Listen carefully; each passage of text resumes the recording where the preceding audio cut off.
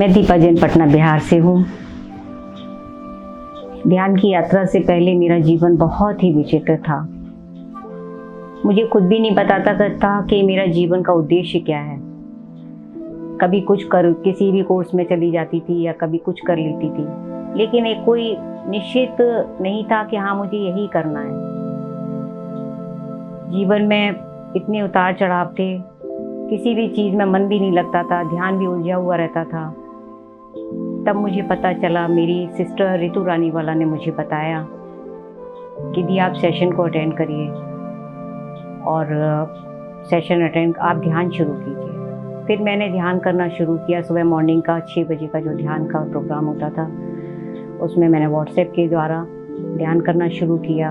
मुझे बहुत अच्छा लगने लगा। फिर मैंने यूट्यूब पे भी प्रोग्राम्स देखती थी। नीता भुजवानी का भी मैंने यूट्यूब पे प्रोग्राम्स देखे, तो उससे मेरे अंदर ही बहुत ही एक जागरूकता पैदा हुई। मैंने कहा नहीं, मुझे ये करना चाहिए। धीरे धीरे जब मेरे करने के साथ साथ मेरी बॉडी में भी चेंजेस आने लगे, मुझे बहुत पीस ऑफ माइंड लगने लगा। तो मैं उस ध्यान के सत्र से मैं जुड़ गई। फिर मुझे पता चला ब्रह्मश्री पितामह पत्री जी के बारे में। उनका जो मैंने देखा, उनका जो म्यूज़िक में फ्लूट मेडिटेशन जो है वो मुझे बहुत प्रभावित किया। उसको मैं 1 घंटे सुन कर के मैं मेडिटेशन करती थी और उससे मेरे अंदर जो बदलाव आया, और उसके साथ साथ मैं ड्राइंग भी मेरा एक सब्जेक्ट था जो मेरा वो भी बिल्कुल छूट गया था। ध्यान में आने के बाद जब वो ये बात कहते थे कि पत्री सर कहते थे कि जो इच्छा है वो करो, किसी चीज़ के लिए पीछे नहीं हटना है, जैसे जीना है जियो। तो वो जो मेरे अंदर, मुझे लगता है मेरे अंदर की दबी हुई जो कला थी, वो क्योंकि मैं फाइन आर्ट सब्जेक्ट से रिलेटेड हूँ, दबी हुई अंदर मेरी जो कला थी वो मेरे अंदर बाहर निकल के आई। मैंने अंदर से निश्चय कर लिया कि नहीं, चाहे कुछ भी हो मुझे ये करना है। उनके प्रोग्राम्स भी मैं साथ साथ देखती थी और मैंने अपना ड्राइंग का काम भी करना शुरू कर दिया। उसके साथ साथ फिर मुझे ड्राइंग के साथ साथ फिर मुझे लगने लगा कि नहीं, ये ही मेरे लिए शायद बेटर होगा। उसके बाद फिर मैं प्रोग्राम्स वगैरह सब अटेंड करने लगी। अचानक क्या हुआ कि अचानक ही मेरे एक दोस्त की मृत्यु हो गई, वो एक्सपायर हो गई। वो मेरी बहुत अच्छी फ्रेंड थी। तो हम दोनों साथ साथ ही काम करते थे। पूरा कॉलेज लाइफ हमारा साथ ही निकला, लेकिन ये हुआ कि शादी हो गई, हम लोग का बिखराव हो गया। हम लोग लेकिन फिर भी साथ साथ हम लोग मिलते थे। वो मेरी बहुत अच्छी फ्रेंड थी। तो उसके जाने के बाद ही मैं बहुत ही टूट गई। मुझे कुछ भी समझ में नहीं आता था। वो मेरे इंट्यूशन में आती थी कि मेरे मम्मी पापा के पास जाओ और उनको देखो, उनकी देखभाल देखो कि वो ठीक है कि नहीं। तो मैं गई, उसके घर गई, मैंने देखा वहाँ सब कुछ ठीक था। मैंने उसको रेस्पॉन्स भी किया कि नहीं, सब कुछ ठीक है, तुम चिंता मत करो। तो ये मेरे साथ जो कनेक्टिविटी हुई, मुझे नहीं समझ में आता था तब कि कैसे हुआ, लेकिन ध्यान में आने के बाद मैंने इस चीज़ को महसूस किया कि वो उसका सोल था जो मेरे साथ कनेक्ट होता था। और वो मेरे साथ ध्यान में भी मेरे साथ कई बार आकर के जुड़ी। और मैं उसको आज भी मैं उसको ये बात कहती हूँ कि मेरे साथ ध्यान करो, बैठो और मुझे थोड़ा फ्री करो। तो जब मुझे लगता था इस चीज़ का कि मैंने उसको शायद बांध रखा था, लेकिन तब मैंने उसको ये इंट्यूशन दिया कि नहीं, तुम खुश रहो, जहाँ भी हो खुश रहो, अच्छी तरह रहो। उसके बाद वो मुझे बिल्कुल भी नज़र नहीं आई। तो ये एक मेरा बहुत अच्छा एक अनुभव था। और दूसरा अनुभव मेरा ये भी मैं आप लोगों के साथ शेयर करना चाहूँगी कि अभी मैं फ़िलहाल ड्राइंग का जिस तरह से काम करती हूँ, कभी रात के 2 बज जाते हैं, कभी 3 बजे भी, जैसे कि मैं रात पर काम करती हूँ। तो पिरामिड कैप मेरे पास रखा हुआ था। तो मैं सोने की तैयारी में थी। मैंने कहा 2-3 बज गए, अब मैं सो जाती हूँ। बहुत बुरी तरह मैं थक चुकी थी, मेरे हाथ पैर कमर में भी इवन को दर्द हो रहा था। तो उसके बाद फिर मैं सो गई और मेरे बगल में पिरामिड कैप था, तो मैं उसको लेकर के पकड़ के आराम से सो गई, बिल्कुल स्ट्रेट हो गई। तो मुझे लेटने के बाद ऐसा लगा जैसे कि पिरामिड कैप से कुछ एनर्जी वाइब्रेशन हो रहा है, एनर्जी वाइब्रेट हो रही है और वो मेरी पूरी बॉडी को हील कर रहा है। तो मुझे लगा ये अचानक से क्या हो रहा है। तो फिर उसके बाद से फिर मुझे भी बहुत सरप्राइज़ था और ये लगा मेरे लिए भी बहुत पहला एक तजुर्बा था, एक्सपीरियंस था। तो मैं भी उस चीज़ को मतलब देख रही थी, ऐसा नहीं है कि मेरी आंखें, मैं बिल्कुल नींद में थी, मैं देख पा रही थी उस चीज़ को कि वाइब्रेशन किस तरह से मेरी बॉडी को हील कर रहा है।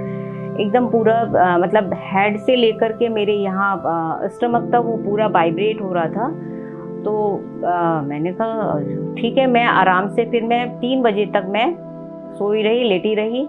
जब मैं सुबह मॉर्निंग में 4 बजे उठी तो मैं देखा कि जो मेरे अंदर बॉडी में जो पेन हो रहा था, दर्द था, वो बिल्कुल गायब हो गया और कुछ भी मुझे जरा भी थकावट बिल्कुल भी महसूस नहीं हुई।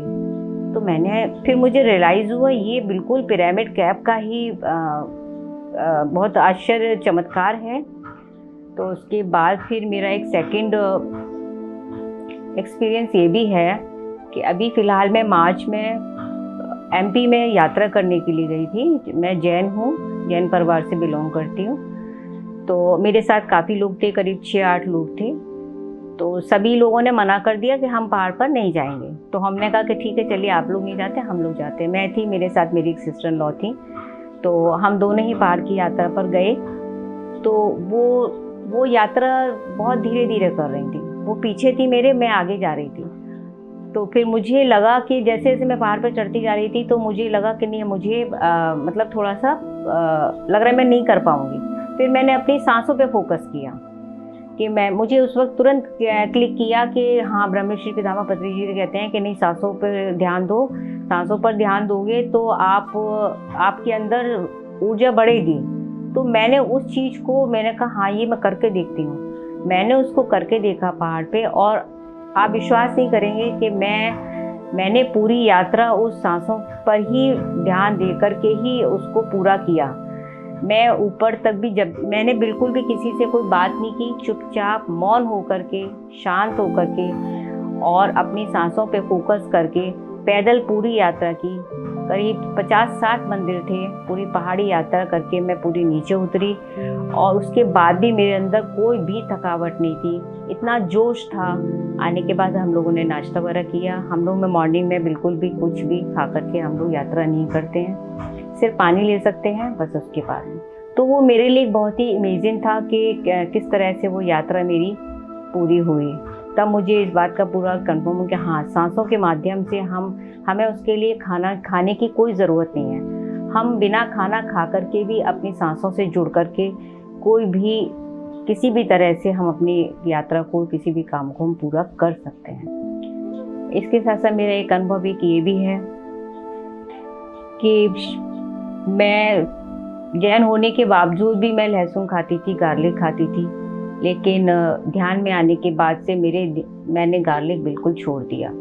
और उसके बाद मुझे कोई क्रेविंग या कोई इच्छा नहीं कि हाँ, मुझे खाना मतलब पसंद है या इसके बगैर मैं नहीं खा सकती। बट मुझे लगता है कि वो नहीं खाओ तो बेटर है, क्योंकि उससे मुझे लगता है कि शायद हमारी स्पिरिचुअल लाइफ में नेगेटिविटी हमारे अंदर वो थॉट्स आते हैं, ये मैंने रियलाइज़ किया है। क्योंकि गार्लिक लेने के बाद मेरे अंदर एक गुस्सा सा रहता था और उसके बाद से जब मैंने गार्लिक छोड़ दिया तो मेरे अंदर का वो गुस्सा भी बहुत कम हो गया, मैं बहुत काम हो गई। तो बस यही मेरा अनुभव है। और इस ध्यान की यात्रा में मेरी दोनों बहनों ने मेरा बहुत सपोर्ट किया। आज भी मैं ड्राइंग का मैंने जो अभी एग्जीबिशन भी लगाई है यहाँ पर, वो एग्जीबिशन भी मैंने आज ध्यान के माध्यम से ही लगाई है। अगर मैं ध्यान से नहीं जुड़ती तो शायद मेरे अंदर इतना आत्मविश्वास, इतना कॉन्फिडेंस नहीं होता कि मैं इतनी सारी पेंटिंग्स लेकर, या मैंने जो वर्क किया है वो मुझे आज भी विश्वास, मतलब ताज्जुब होता है कि मैं कैसे मैंने कर तो लिया, रात भर जाग के किया, ध्यान किया, बट कैसे हो गया ये आज भी मुझे नहीं समझ में आता, लेकिन वो हुआ। तो यही है कि आप लोग भी सभी इस ध्यान से जुड़िए और इसका लाभ उठाइए। ये बहुत चमत्कारिक है। Thank you.